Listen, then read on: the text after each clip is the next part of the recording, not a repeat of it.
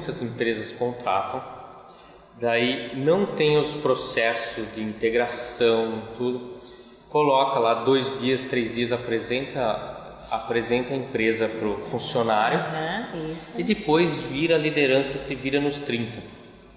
Você me entrega o que você sabe entregar e vamos tocar o barco, né? Isso tem um risco muito grande, porque depois dos 90 dias, esse funcionário decai muito a performance. Por quê? O líder continua fazendo a rotina dele e o funcionário, ele fica perdido. Se ele é bom, ele supera às vezes até a liderança.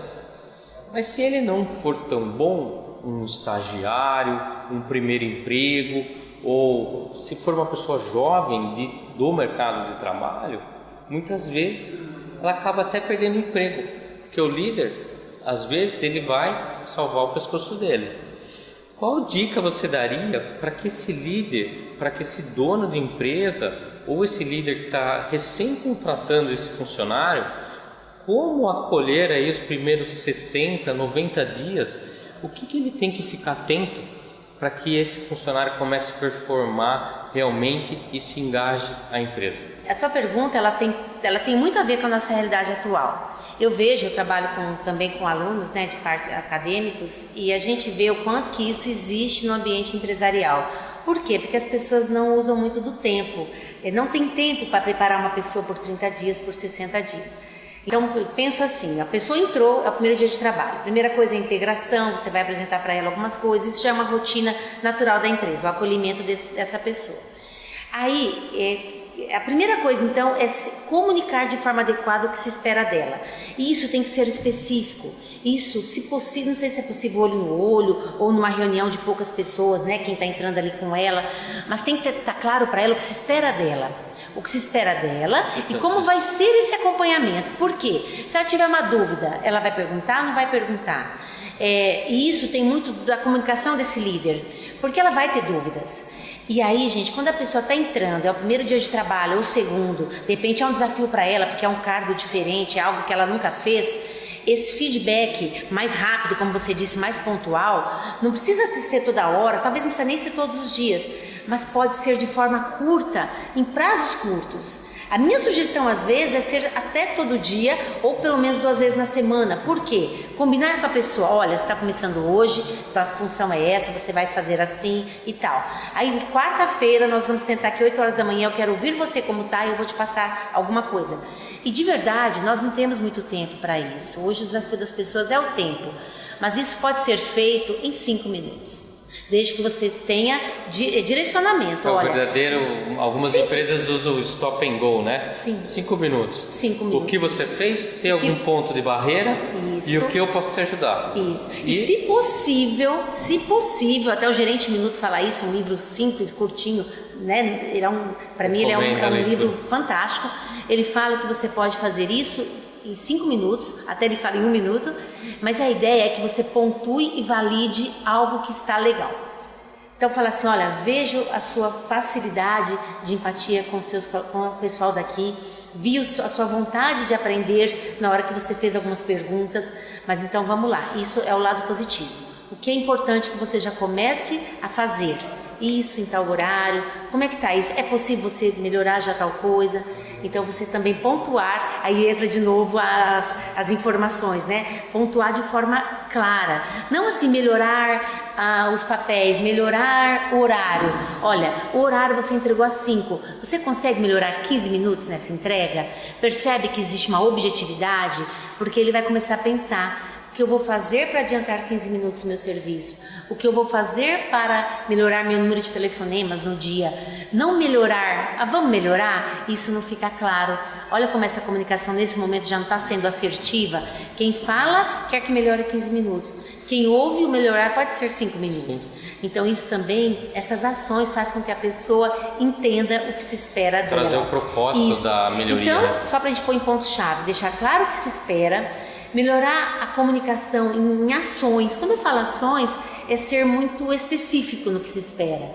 né? Tantos minutos, tantas visitas, alguma palavra. Nós não falamos aqui bom dia, tudo bem. Nós falamos, por exemplo, um telefonema, boa tarde, ou né? Fala o nome da empresa, bom dia, Sônia, em que posso ajudar, não sei. Então você tem que falar exatamente o que se espera para que ela possa realmente fazer aí o ajuste e as mudanças. Acredito que usa-se um pouco de tempo no começo, talvez aí uma semana, 10 dias, mas com o próprio feedback que a pessoa também vai dando, isso se constrói em 15 dias, algo já com mais confiança do próprio colaborador. Sim. É porque nós agregamos valor, né? O colaborador agrega valor. Isso. E assim vira um círculo aí virtuoso, né? Até usando um exemplo, me permite aqui, que eu via já em algumas pessoas, a pessoa entra na empresa, imagina você entrando hoje numa empresa, eu até dou exemplo às vezes da sala de aula. A sala de aula a pessoa entra, não conhece ninguém, não sabe muito o que esperam dela. Então, se o líder consegue já trazer ela para junto, já validar nela em algumas coisas, já deixar ela tranquila de que ela vai errar, que ela errar para dentro do previsto, que ela não vai fazer exatamente ainda como se espera, mas que ela vai ter um período de adaptação, olha como ela já fica mais leve. Quer dizer que tá bom, se eu não for tudo o que eles querem de mim hoje, tá tudo bem. Então isso já deixa a pessoa mais confiante para executar um bom trabalho desde o início. Sônia, mais uma pergunta. Sim. Eu falo muito para minha audiência, para os líderes aí que assistem o meu vídeo, sobre o impacto das metas em relação à habilidade da pessoa executar, né? E isso traz um impacto emocional que dá para ser observado instantaneamente, dá para ser observado na emoções observáveis. E se isso permanecer por um longo tempo, se o líder não perceber que às vezes o desafio é muito além da habilidade, esse colaborador pode entrar num processo de queima, de burnout, né, que a gente fala. Ele pede a conta ou ele é mandado embora. E o contrário também é verdadeiro. Se o líder não percebe que tem um colaborador talentoso e não desafia aquele colaborador, nós somos movidos pelo desafio, porque ele nos faz se desenvolver, né? Nós somos movidos pelo desenvolvimento. Então, e se ele não percebe e ele não dá esse desafio, a altura da habilidade dele, que ele se desafie, que ele se motive, você também pode perder esse colaborador, né? Então, o líder perceber esse impacto das tarefas, os talentos, não pedir tudo de uma vez. Eu queria que você falasse um pouco assim de como delegar tarefa de maneira que não coloque esse colaborador num processo emocional que faça você perder esse colaborador, porque é muito caro perder esse colaborador, né? Isso. Quando você fala em venda, em metas, eu penso que as metas, elas fazem parte do processo de resultados da empresa. Nós precisamos da meta e todos nós gostamos de meta. Acredito que todos os perfis gostam. Uma analogia que a gente usa: imagina você começar a jogar um basquete, eu sou de um time, né, tem outro time, e a gente começa a fazer cesta. Então, na empresa, nosso trabalho aqui é fazer cesta, porque nós somos um time. Então a gente tem que fazer cesta, ir lá do outro lado e fazer cesta. Então a gente aqui é um time de basquete. Só que a gente nunca vai saber o placar. Será que eu fiz mais cesta? Será que a gente levou mais cesta, né? Será que o outro fez mais cesta? Então aí fica algo... Você vai embora para casa, como é que foi o jogo hoje? Nem sei. Fez cesta? Fiz, mas ganhou, perdeu? Então nós gostamos de meta, nós precisamos desse desafio, de saber se está bem, saber se pode mais, né? Se o outro está melhor, que seja o concorrente, né? No caso aí da empresa. Então nós precisamos de meta. O desafio da meta, como você mesmo disse, é que cada um talvez tenha a sua condição, só que dentro da empresa é muito difícil falar dentro da mesmo grupo de vendedores, a sua meta é maior que a minha. Talvez dependa, uma região venda mais, aí depende muito do perfil de cada empresa. Agora, o que eu entendo é que todos podemos fazer mais, melhor, a partir do momento que a gente desenvolver algumas coisas.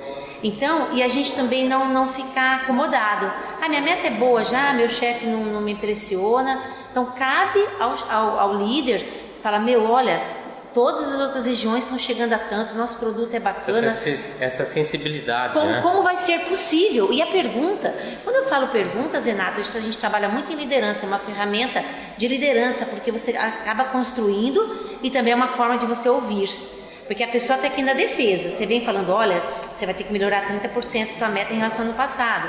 Aí você fala, como assim? Ó como já vem a defesa, não só mental como física.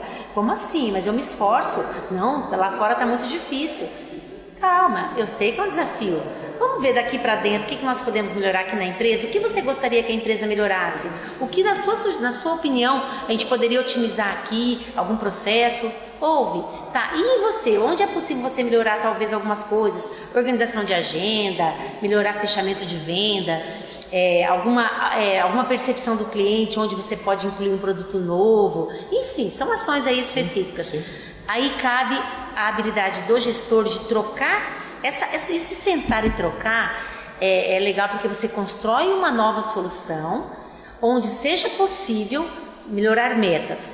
Minha sugestão é sempre a meta anterior minha. Você pode dar os dados, né, da empresa no geral, dos outros, mas sempre a partir de mim. Eu vendi um tanto ano passado, como eu posso melhorar esse ano? E o que eu vou ganhar se eu ganhar 30% a mais? Porque é muito importante esse ganha-ganha. Eu vou ganhar 30% a mais no meu salário, qual vai ser meu ganho lá em casa? Puxa, uma viagem melhor no final do ano, sei lá, fazer uma situação melhor, dar uma condição melhor para os meus filhos. Então é algo que você vai tirar algo melhor de você. E isso, gente, tem a ver com qualidade, isso tem a ver com você se desafiar e realmente comemorar resultados. A ideia é a gente não ver como uma pressão. E você, como líder, também vai identificar isso. Não pode chegar à pressão, mas é um desafio que seja possível e que as pessoas aceitem. Então, é uma construção feita juntos. De repente, 30% é muito? Peraí, então vamos deixar 30% para daqui 3 meses? Vamos trabalhar com 15% esse mês? Por exemplo, de repente você fraciona, mas não perder de vista essa meta maior, porque você acredita que aquela pessoa tem essa condição. Então é essa construção que a gente pode ir fazendo, mas percebe que há uma flexibilidade? Por que não começar com 10% por mês? Por que não começar identificando os pontos e fazendo as ações? Paulatinamente, né? Acredito que esse crescimento gradual é bacana, porque a pessoa se permite fazer, perceber ações. Quando você vê, nossa, não tinha notado isso. Fica mais possível para quem está ouvindo melhorar uma coisa de cada vez do que você já jogar para ela tudo que ela pode melhorar. Me fez lembrar uma vez, eu jantando com um grupo de empresários lá em São Paulo, empresários donos de franquias. E a gente estava falando sobre metas, sobre gestão de pessoas, né? Eu até, eu quebro muito isso daí, né? Que o mundo está passando se você quer ser um bom líder de resultado, está passando de gestão de pessoas para gestão com pessoas, porque as pessoas não são recursos, né? As pessoas trabalham em conjunto em busca de um propósito e usam aquele ambiente para gerar dinheiro. Eu acredito que nem vai existir empresa mais. Eu acredito que parceiros de negócios. No futuro eu me envolvi num projeto, eu, a Sônia, o Gabriel, que é o nosso editor aqui, a gente se envolveu num projeto. A gente termina aquele projeto e depois a gente faz outro projeto, e as pessoas vão se unindo assim e vão trocando e vai trocando essa convivência. Mas o ponto quando a gente estabelece uma meta financeira, eu acredito, tudo bem, é uma referência, mas é o efeito de uma causa, de uma série de atitudes. E a gente estava falando que nesse vácuo entre causa e efeito, a gente pode estar suscetível, a gente pode correr o risco de cometer uma injustiça muito grande, porque aqui o faturamento depende da logística, depende do produto, depende do local, da praça de venda, depende de uma série de fatores, aonde que o colaborador, ele pode ser um excelente colaborador, ele é fantástico e você avalia ele por um valor de venda, sendo que ele precisava fazer uma campanha de venda, sei lá, de um energético, e a empresa não mandou energético para a franquia que ele estava vendendo energético. Então, eu convido vocês, líderes, a começar a pensar em índices que avaliam mais as ações. Por exemplo, ter uma agenda organizada. Coloque o índice colaborativo, é um índice fantástico. O quanto aquele colaborador está se manifestando durante a semana em colaborar um com os outros, em melhorar aquele ambiente, aquela energia, aquela atmosfera da empresa. Ou um índice de delegar tarefa, de líder desenvolvedor, porque quando nós delegamos a tarefa, nós desenvolvemos um colaborador, né? Então, porque às vezes aquele líder delega para 2, 3 pessoas de uma equipe de 10, porque a gente tem a tendência de delegar mais para quem nos entrega mais. Então, comece a pensar em índices, produtividade, entregue tarefas entregues no prazo. São índices que realmente são oriundos da ação do colaborador, da atitude do colaborador, do controle emocional do colaborador, porque se ele entrega tudo no prazo, se ele é criativo, se ele é inovador, se ele se engaja com as pessoas, com os colaboradores, significa que está tudo bem, ele está ótimo, aquele colaborador está performando.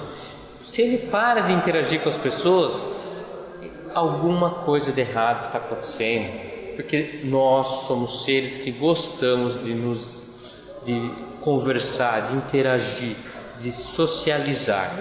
Então, eu convido você, líder, comece a estabelecer índices que tratam da causa e pare de olhar só para índice do efeito, porque nesse meio do caminho você pode estar cometendo alguma injustiça e ninguém gosta de cometer injustiça.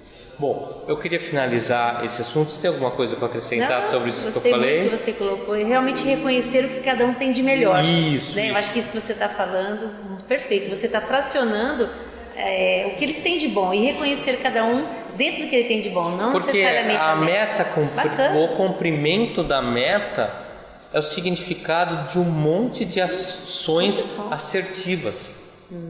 De um monte de ações assertivas. Muito bom. Então, às vezes, o cara da logística lá errou, o produto chegou atrasado, não tinha produto para vender uma semana, acontece muito isso em empresas, e caiu nas costas da equipe comercial. Isso acontece, conflito, a empresa não performa, uma série de coisas. Então, preste atenção em avaliar ações dos colaboradores, ações. E um índice fantástico que resume tudo isso é um índice colaborativo. Comece a pensar sobre isso.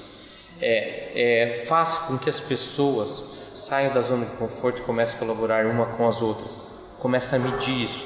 Você vai ver a mudança do comportamento, a mudança do resultado que uma tarefa colaborativa começa a exercer no ambiente. Obrigado por ter aceito o convite. E muito obrigado. Acredito que vai agregar muito valor aí à nossa audiência. Muito obrigado, até mais.